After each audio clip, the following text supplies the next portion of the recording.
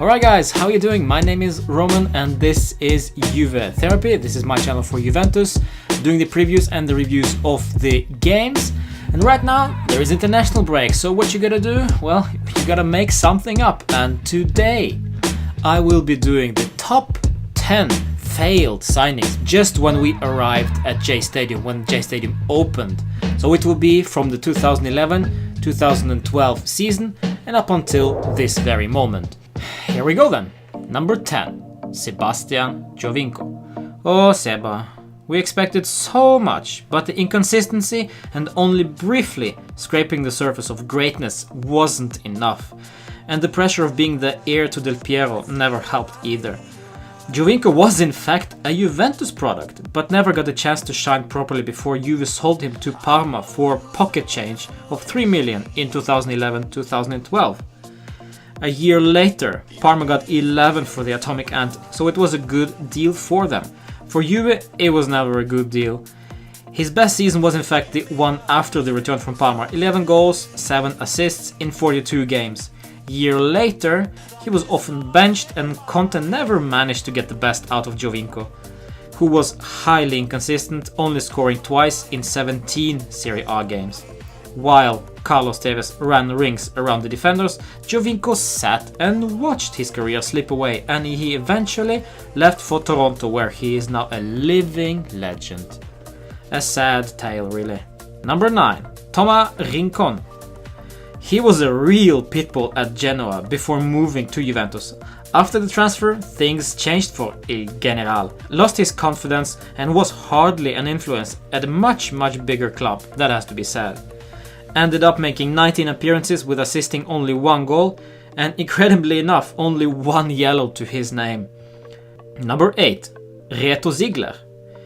Well, I was convinced that this transfer was something Marotta made up, because it all ended up in a big mistake. He joined Juve the 1st of July 2011, then only to be loaned out to Fenerbahce 2 months later.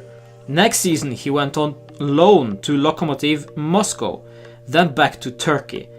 Ahead of 13-14 season he was shipped to Sassuolo again on loan, before finally getting released from his contract in August 2014. I'm still baffled and confused by this free transfer. Juve didn't benefit anything from this, and to be honest, neither did he. Number 7, BENEDIKT HOWEDES. Well, there was supposed to be a leader and an example to follow, but he turned out to be a regular at J Medical. Only played once so far and was decent enough, but with those expectations, we are surely disappointed in how it all turned out to be. But it's not his fault really, or maybe it is. Number 6, ANGELO OGBONNA. ANGELO was deemed to be the next great defender from Italy, but never managed to make that leap from being a star at a smaller club to be a star amongst stars at a bigger club. Torino made us pay big money for this guy, 15 million euro.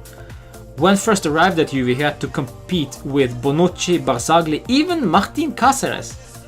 That was a tough task in itself. Got lots of games in the beginning of the 14-15 season, but again failed to cement himself as a solid partner to Chiellini. Ogbonna was then sold to West Ham in July 2015 for 11 million after he had made 55 appearances for Juve.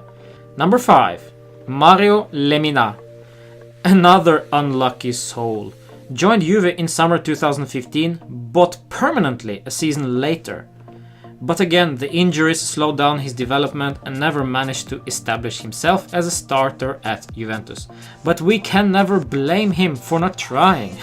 He even featured as a right winger on numerous occasions, which were disastrous by the way. But the guy at least tried. Now he looks more like his classy self in the Premier League for Southampton, who bought him for sweet 17 millions. Hey, profit!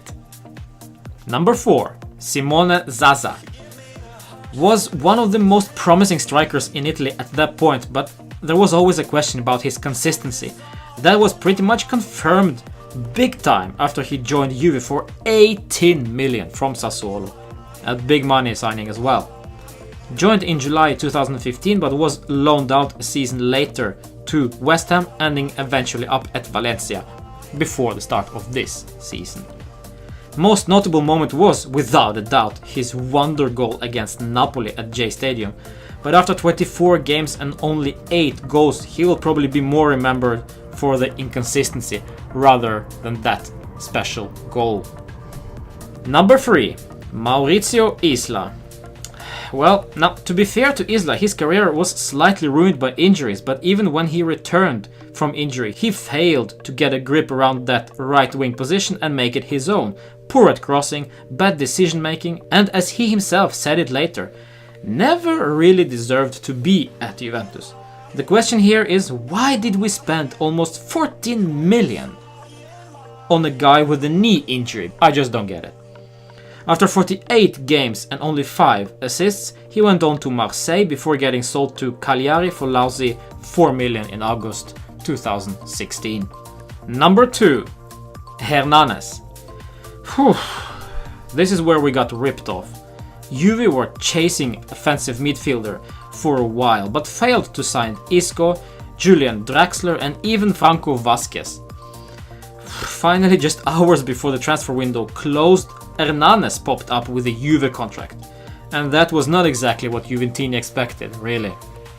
He was brought in to play as an offensive midfielder, but played as a regista for the most part of his below-par Juve career.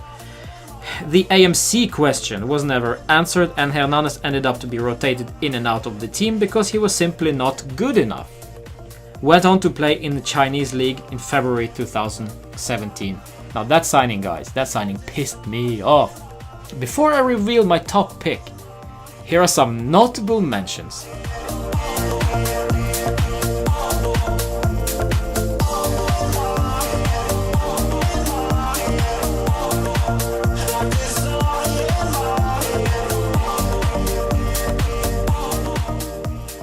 Number 1. ELJERO ELIA. Now this is the signing I want to call a start to the learning curve, because we made some meal out of this one. Arrived just before the transfer window closed on 31st of August 2011, was in a way a logical buy as Juve were in dire need of a quality winger, so we ended up with Elia from Hamburg SV. Elia himself thought he was more suited for Premier League football, and by that I bet he meant the money, really. Always loving the cash. Also, when asked about a rumored transfer to Juve, he replied, "Now listen to this is some funny stuff. I've agreed with the club that we would open talks if a big club like Arsenal or Chelsea comes knocking. There is no need to talk if a club of the same level as Hamburger Sportverein is interested. Juventus are still one of the best teams in Italy, but they are not better than Hamburg in my opinion."